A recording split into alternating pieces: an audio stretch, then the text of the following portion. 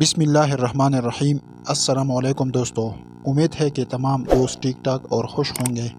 دوستو، میں ہوں کیڈٹ زین العابدین اور اپنی یوٹیوب چینل سے آپ سے مخاطب ہوں۔ دوستو، آج کی ویڈیو میں ہم قرآن مجید کے بارے میں بنیادی معلومات پڑھتے ہیں۔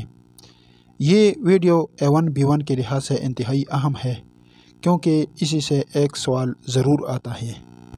سب سے پہلے یہ یاد رکھیں کہ قرآن مجید میں کل 30 پارے ہیں جبکہ کل منزلیں 7 ہے۔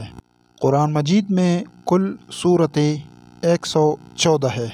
ان 114 سورتوں میں کل مکی سورتیں 86 ہیں۔ مکی سورتوں سے وہ سورتیں مراد ہے جو مکہ مکرمہ میں یا قبل از ہجرت یا مکہ مکرمہ کے ارد گرد نازل ہوئی ہو، جبکہ ان 114 سورتوں میں 28 سورتیں مدنی صورتیں ہیں۔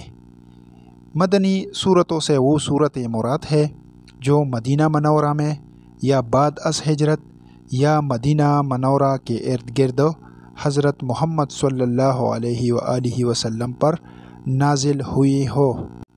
قرآن مجید میں کل آیات 6666 ہے، جبکہ بعض جگہوں پر یہ تعداد 6236 بتائی گئی ہیں۔ اسی طرح قرآن مجید میں کل رکوع 556 ہے، جبکہ بعض جگہوں میں یہ تعداد 558 اور بعض جگہوں میں یہ 540 بتائی گئی ہے۔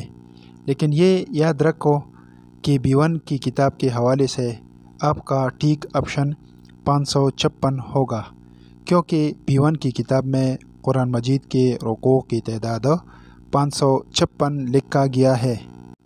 قرآن مجید میں کل کلمات 86,430 ہے۔ قرآن مجید میں کل حروف 32,06,270 ہے۔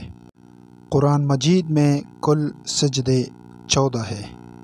دوستو، یہ آج کی ویڈیو تھی جس میں ہم نے قرآن مجید کے بارے میں بنیادی معلومات پڑھا، یعنی قرآن مجید میں کل پارے 30، کل منزلیں 7، قرآن مجید میں کل سورتیں 114 ہیں جن میں مکی سورتیں 86 جبکہ مدنی سورتیں 28 ہیں۔